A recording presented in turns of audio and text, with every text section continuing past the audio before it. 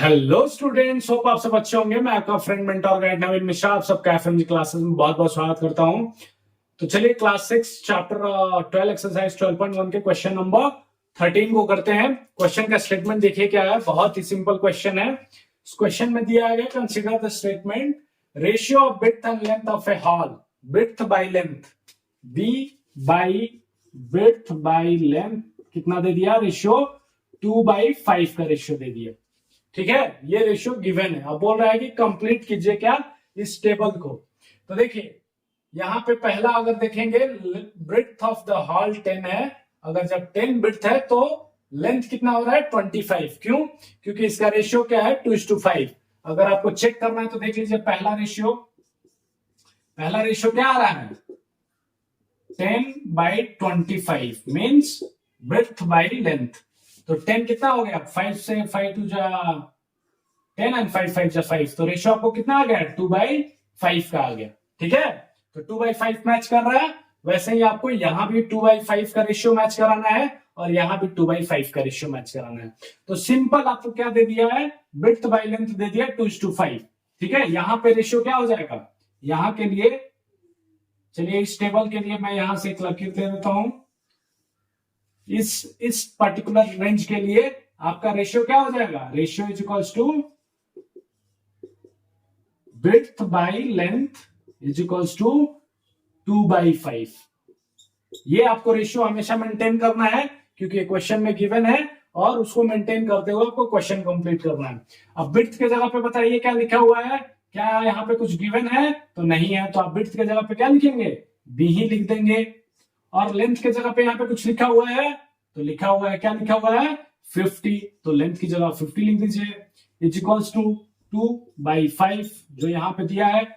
अब क्या हम करते हैं, जब यहां तक हम पहुंच जाते हैं तो इसको हम क्रॉस मल्टीप्लाई करते हैं। क्रॉस मल्टीप्लाई मतलब b को 5 से मल्टीप्लाई करेंगे और इक्वल टू 50 को 2 से मल्टीप्लाई करेंगे। तो देखिए क्या आएगा, यहां पे मैं लिख रहा हूं b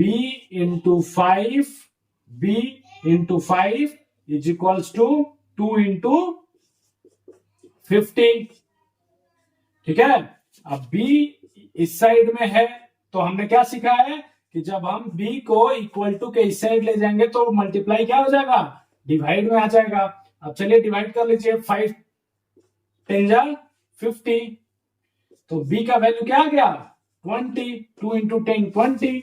तो b के जगह पे आपको क्या लिख देना है, विड्थ के जगह पे, यहाँ पे विड्थ के जगह पे आपको क्या यहाँ पे लिख देना है 20। तो पहला आपने भर लिया। कैसे भरा आपने, आपको ऑलरेडी रेशियो दिया हुआ है 2:5।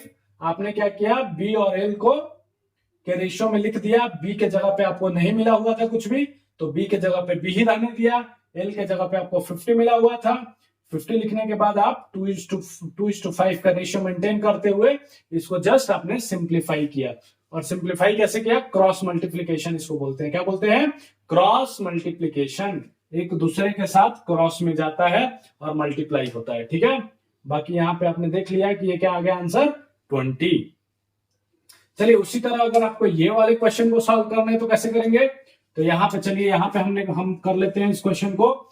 b का वैल्यू इसमें कितना दिया है 40, यहाँ पे देखिए दे दिया गया है। और l का वैल्यू, यहाँ l लेंथ है जो मिसिंग है, l नहीं है, यहाँ पे 2/5। मैं थोड़ा इसको शॉर्ट में कर देता हूं तो 5 एंड 40, तो 5 इंटू 40 हो जाएगा और 2 इधर के आगे डिवाइड में आ जाएगा। तो 40 इंटू 5/2 हो जाएगा इज इक्वल्स टू l। तो 2 से ऐसे 20 टाइम्स में 25 जा 100, तो l का वैल्यू क्या आ गया यहाँ पे 100। समझ में आया?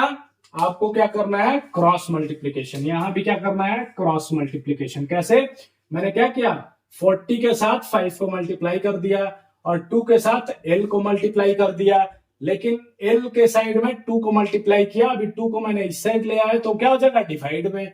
सो डिवाइड से हमने इसको कैंसिल आउट कर दिया 2 से 40 को 20 बार में, तो 20 इंटू 5 100। सो 100 मीटर क्या आ गया आपका, लेंथ आ गया। सो आपका पूरा का पूरा टेबल क्या हो गया, फिल हो गया। किस बेसिस पे फिल हुआ, क्योंकि ऑलरेडी आपको रेशियो गिवन था। इसी रेशियो को आपको क्या करना है, मेंटेन करना था। ओके